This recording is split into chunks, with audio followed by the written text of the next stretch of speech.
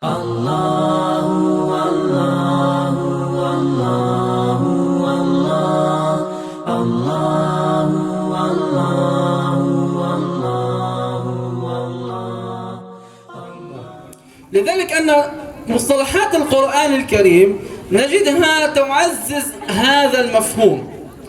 لو نجد مثلا في سورة البقرة آية 31 32 و33 وعلم آدم الأسماء كلها قالوا لا علم لنا إلا ما علمتنا إنك أنت العليم الحكيم.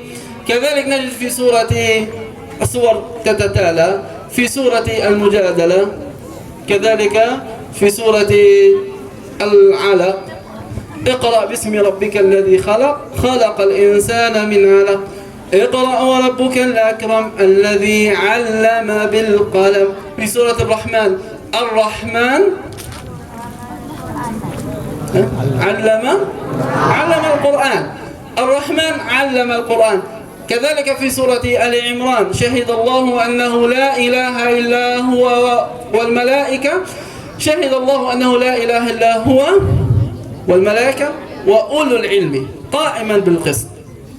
كذلك إنما يخشى الله من عباده العلماء.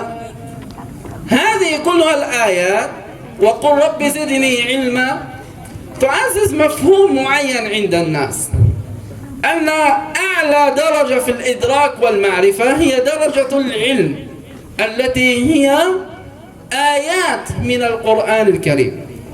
Maka kalau kita himpunkan, atau kita ambil sebuah intisari daripada ayat-ayat yang beliau bacakan, yang bahawa kalau seandainya Allah Subhanahu wa taala tidak memberitahu kepada kita semuanya, sungguh kita la ilma lana, sebagaimana dikatakan kepada Nabi Adam alaihissalam. Kalau seandainya Allah tidak memberitahu kepada kita semuanya, sungguh kita tidak tahu. Oleh sebab itu kita selalu mencari keridhaan daripada Allah Subhanahu wa taala agar kita tahu apa yang diridai oleh Allah Subhanahu wa taala. ذلك كل مفاهيم العلم إنما مقرونة ومرجعها إلى الله سبحانه وتعالى. علم يعلم عليم كل هذه مرتبطة وترجع إلى الله سبحانه وتعالى. Karena kalau kita pahami yang bahawa dari segi kalimat alama itu kembalinya semuanya itu kepada Allah Subhanahu wa taala. Maka kalau ada gerak daripada Allah Subhanahu wa taala, Allah yang mengajarinya, Allah yang memberi paham kepada kita semuanya, maka kita akan memahami apa yang diridai oleh Allah Subhanahu wa taala. لذلك نجد أن الله سبحانه وتعالى هو العليم، هو الذي عنده العلم، وهو الذي يعطي من علمه ما يشاء من عباده، لقوله وفوق كل ذي علم عليم. إذن مهما بلغ الإنسان من تطور وعلم فوقه بكثير ويعلوه علم الله سبحانه. Maka oleh karena itu kalau kita melihat semuanya itu, Allah lah yang maha mengetahui, Allah lah segala-galanya. Maksudnya tidak ada yang lebih tahu daripada Allah Subhanahu wa taala. Maka di saat Allah memberitahu kepada hambanya yang Allah kehendaki, maka hambanya itu akan memahami apa yang dikehendaki oleh Allah Subhanahu wa taala. لا يمكن أن نفصل العلم عن الله وعن ما أمر به الله سبحانه وتعالى. لا ينفصل أبدا الدين عن العلم. Maka kalau kita lihat, dia tidak akan terpisah antara ilmu dan agama. Maka itu semua akan saling bersatu dia antara ilmu dan agama. لذلك نجد كثير من نقول المتعالمون أو العلمانيون يذكر قيمة أننا كلما ابتعدنا عن الدين كلما زدنا وازددنا تقدما وتطورا وعلما. Kemudian di mana kita sudah jauh daripada agama, maka kita akan jauh juga daripada ilmu. Sesiapa saja yang sudah jauh daripada agamanya, dia menjauhkan diri daripada agama, maka dia sudah menjauhkan diri daripada ilmu. لكن لو ننظر في هذا الزمان نقارن زمن هذا بزمن الجاهلية ما قبل الإسلام. تعرفون ما معنى الجاهلية؟ كثير من الناس يخلط في هذا المفهوم، يظن أن الجاهلية هي الجهل، بمعنى أنه لا يعلم، وهذا مفهوم خاطئ. إنما الجاهلية ليست مرتبطة بالعلم الدنيوي، إنما بالعلم الإلهي. لذلك سمي عصر الجاهلية لجهلهم بالله سبحانه وتعالى، وأنه هو الله الرب الخالق المعبود الذي له كل الأسماء والصفات الجلية العليا. Karena kalau kita pahami yang bahwa orang jahiliyah ini bukan orang yang tidak tahu saja ataupun yang orang yang bodoh, melainkan bahwa orang jahiliyah ini mereka semata-mata jahil kepada Allah Subhanahu wa taala.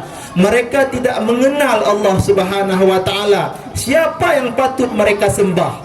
Mereka tidak tahu, itulah yang dimaksudkan dengan jahiliyah. لذلك لا يوجد عندهم الضابط، لا يوجد عندهم الاعتقاد اليقين الذي هو جزء من صميم هذا الدين، إنما هم يعبدون أي شيء وكل شيء، ويتوجهون بالطاعة لأي شيء، انقياد تام لأي شيء غير الله سبحانه وتعالى. Maka oleh karena itu mereka selalu menyembah apa yang mereka inginkan. Mereka tidak menyembah apa yang diiktikad yang benar oleh mereka. Mereka tidak tahu iktikad mereka apa, sehingga mereka menyembah apa yang mereka dapatkan. Mereka menyembah apa yang mereka yakinkan. Mereka menyembah segala-galanya yang mereka yakin itu benar. Itu masa jahiliyah. لذلك نتعجب في هذا الزمان أن كثير من الناس يعيشون في جاهلية أكبر من الجاهلية التي كانت قبل زمن النبي صلى الله عليه وسلم. Akan tetapi kita heran pada zaman sekarang ini, banyak manusia, banyak kita semuanya, yaitu seluruh manusia, kadang-kadang mereka hidup di kalangan orang-orang yang berilmu, akan tetapi mereka jahil, lebih jahil lagi daripada masa jahiliyah. Itu yang sangat dirugikan. Manusia yang seperti itu yang sangat dirugikan, hidup di dalam kalangan orang yang alim, akan tetapi dia bisa jahil melebihi daripada masa jahiliyah. يعني في زمن ما قبل النبي صلى الله عليه وسلم كان الأدب والشعر والثقافة وكذلك الفنون وكذلك علوم كثيرة جدا وعلم الفلك وعلوم الطبيعة.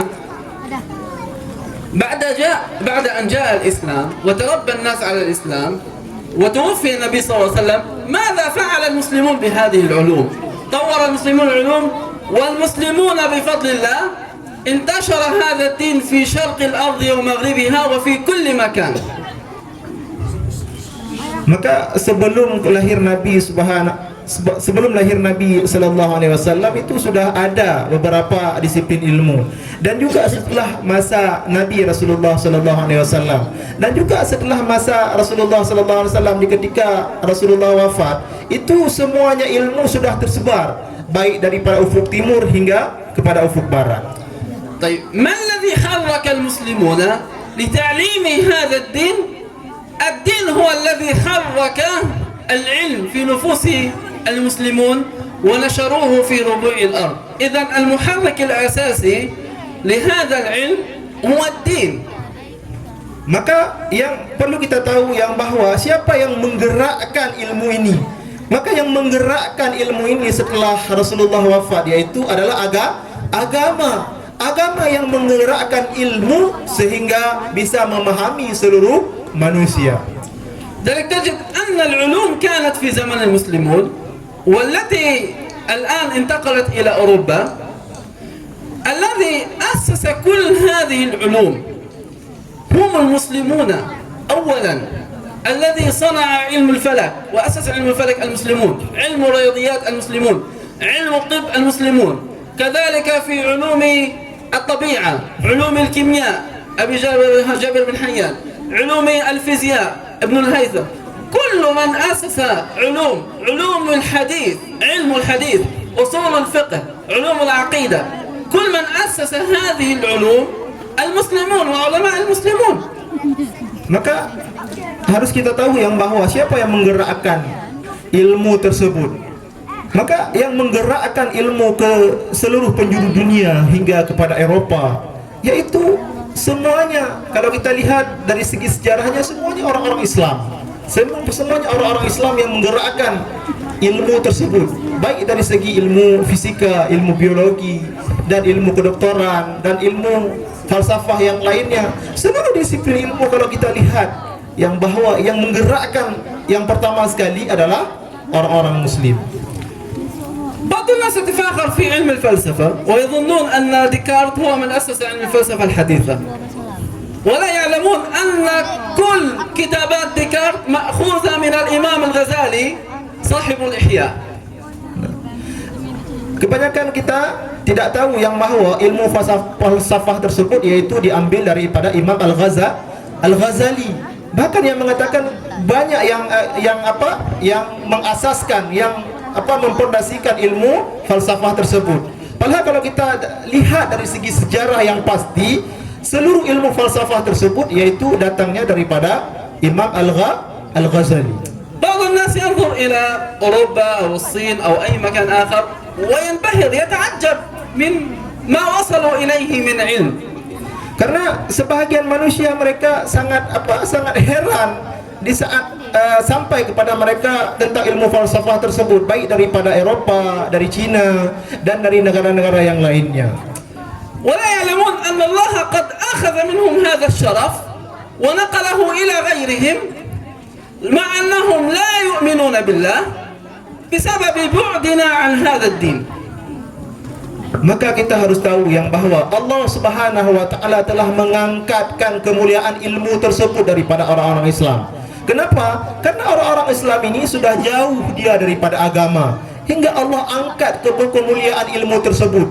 Allah lemparkan, Allah kasih kepada orang-orang yang non-muslim, yaitu kepada orang-orang Eropa sana, kepada orang-orang Cina Allah kasih.